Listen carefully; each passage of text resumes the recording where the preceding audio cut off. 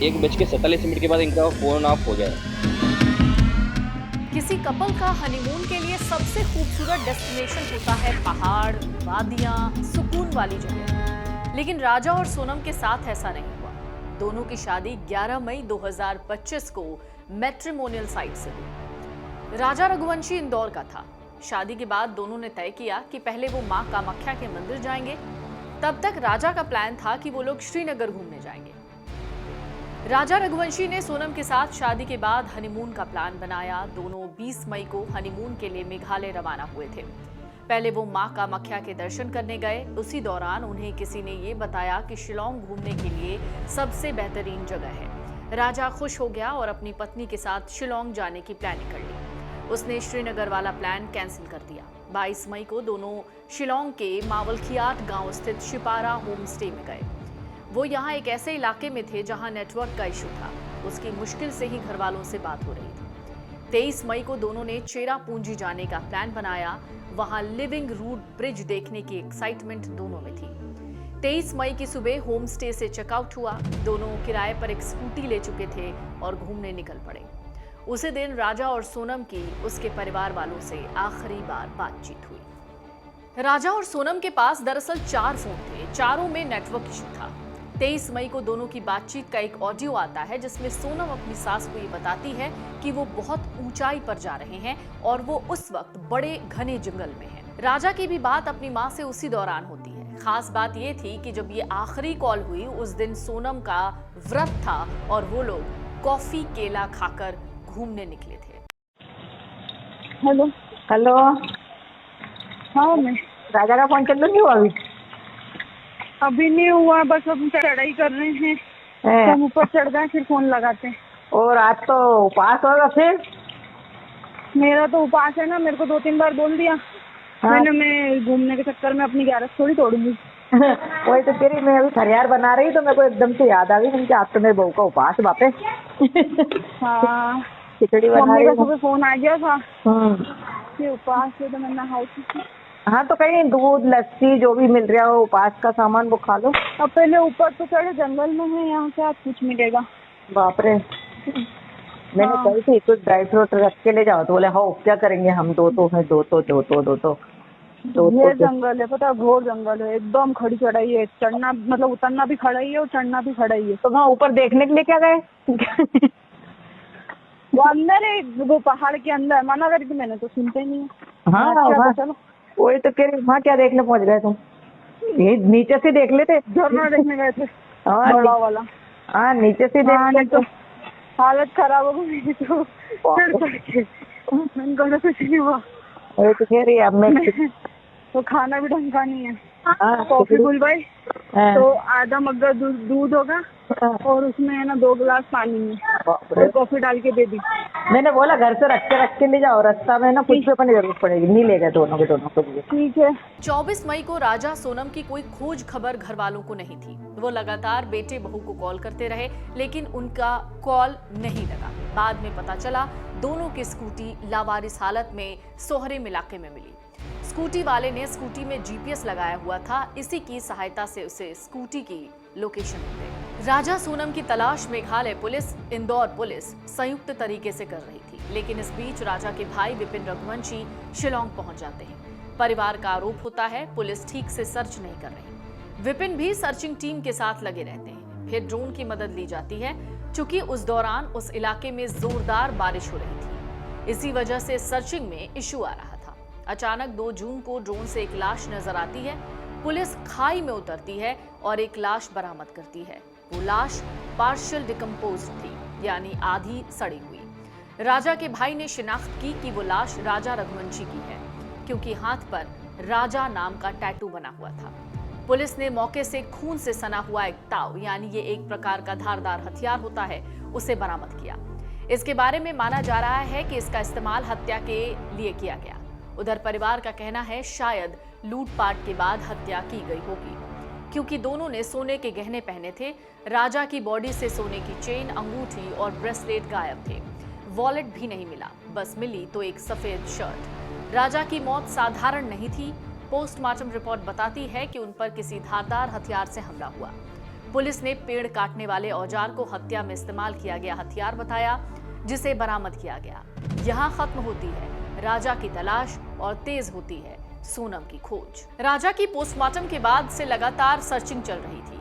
उम्मीद थी कि कहीं ना कहीं अब सोनम का भी सुराग मिल जाएगा। राजा की लाश के बगल में एक सफेद शर्ट मिली। परिवार वालों ने कहा यह सफेद शर्ट न राजा की है न सोनम की। पुलिस ने सर्चिंग और तेज कर दी। पुलिस को लगा राजा की बॉडी के आसपास ही सोनम का सुराग मिल जाएगा। फिर अचानक एक दिन स्कूटी वाली जगह से 4 जून 2025 को एक रेनकोट मिलता है। काले रंग का ये जैकेट किसका था, यहाँ पर फिर पुलिस का दिमाग घूम जाता है। राजा की लाश के पास से सफेद शर्ट और बाद में काले जैकेट का राज ना परिवार वालों को समझ में आ रहा था ना पुलिस को। परिवार वाले लगातार कह रहे थे दोनों ही कपड़े ना राजा के हैं ना सोनम के। फिर अचानक से 2 सीसीटीवी सामने आते हैं, एक होटल के भीतर, दूसरा होटल के बाहर।